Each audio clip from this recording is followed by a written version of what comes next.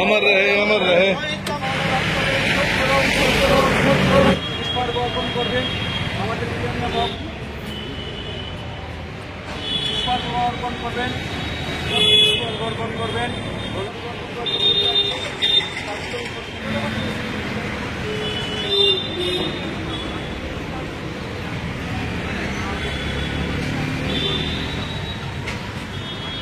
গত 2017 সালে দায়িত্ব পালন করতে গিয়ে, বিশেষ করে সাংবাদিকতা দায়িত্ব পালন করতে গিয়ে শান্তনু ভৌমিক নৃশংসভাবে খুন হন। জিরানিয়া মহকুমা এলাকায়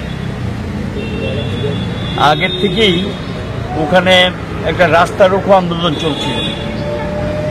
সাংবাদিকরা দায়িত্ব পালনে সেখানে যান, গিয়ে তাদের সেই সমস্ত আন্দোলনের চেহারা মানুষ জনসমক্ষে তুলে ধরে। এর থেকে সাংবাদিকদের প্রতি তাদের একটা ক্ষুব্ধ মানসিকতা লক্ষ্য করে গেছে। যেই দিন শান্তনু ভৌমিক খুন হন, তিনি মান্দাইতে সেই সাংবাদিকতার দায়িত্ব পালন করতে গিয়ে ওখানে রাস্তার উপর চলছিল এবং কিছু আক্রমণের ঘটনা সংঘটিত হয়েছিল।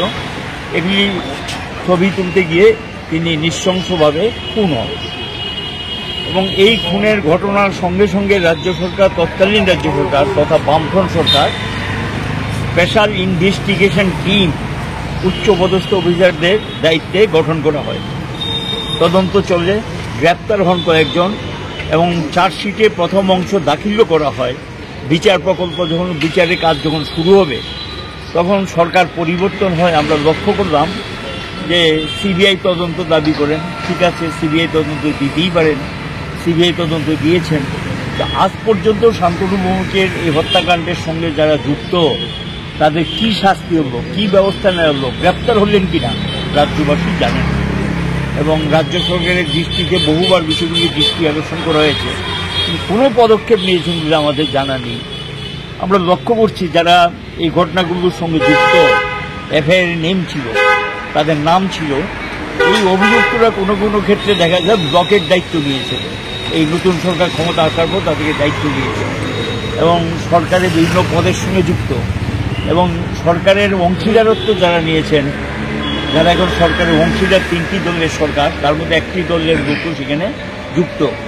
সরকার এটা পরিষ্কার যে যারা প্রকৃত দোষী তাদেরকে আড়াল করার জন্যই এই পদক্ষেপগুলো নিয়েছেন। নাহলে এতদিনের দোষী গ্রেপ্তার হওয়ার কথা, ব্যবস্থা নেওয়ার কথা। প্রায় 8 বছর হয়ে গেছে এবং সেখানে গিয়ে 8 বছরও কোনো ব্যবস্থা সেখানে নিলেন না। তা আদৌ সেই সমস্ত দোষীরা শাস্তি পাবেন কিনা মানুষের মধ্যে সন্দেহ তৈরি হয়েছে। কারণ এই সরকারের সময় যেখানে এই ধরনের হত্যাকাণ্ড ঘটছে সেখানে দোষীদের আড়াল করা সরকারের একটা দায়িত্ব হয়ে গেছে, যে সে প্রকৃত দোষী যারা তাদেরকে আড়াল করো, তাদের বিরুদ্ধে কোনো ব্যবস্থা নেবে না। এটা একটা সরকারের বৈশিষ্ট্য হয়ে গেছে। মানুষের মধ্যে স্বাভাবিক কারণে প্রশ্ন উঠেছে, সন্দেহ তৈরি হয়েছে আদৌ এই দোষীকে শাস্তি পাবে কিনা। এবং এই ধরনের একটা সাংবাদিকতা, অল্প বয়সে একটি তরুণ তাজা যুবক নৃশংসভাবে খুন দেয়, সে আসামিটা গ্রেপ্তার হবে না করে বলা যায়।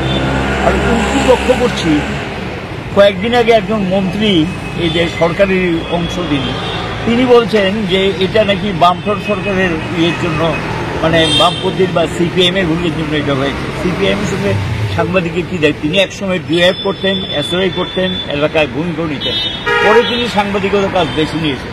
এটা ভালো করেই জানেন। তো এর থেকে বোঝা যায় মন্ত্রী কাকে আড়াল করছেন, দোষীদেরকে আড়াল করার জন্যই এখন এগুলো বলছেন।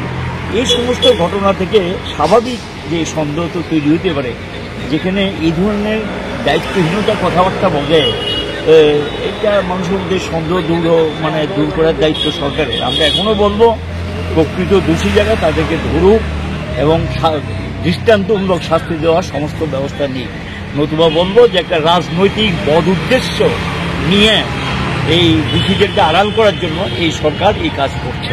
কেন্দ্রও তারা, রাজ্যও তারা, ডাবল ইঞ্জিনের সরকার। সিবিআই তো এখন কেন্দ্রের হাতে পরিচালিত এবং রাজ্য সরকারগুলো সময় সময় তাদের সঙ্গে কথাবার্তা বললেন।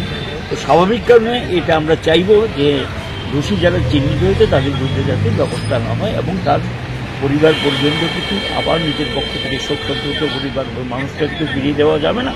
আমি সেখানে গিয়ে ঘটনা নিন্দা করছি আর পরিবার পরিজনদের প্রতি সমবেদনা প্রকাশ করছি।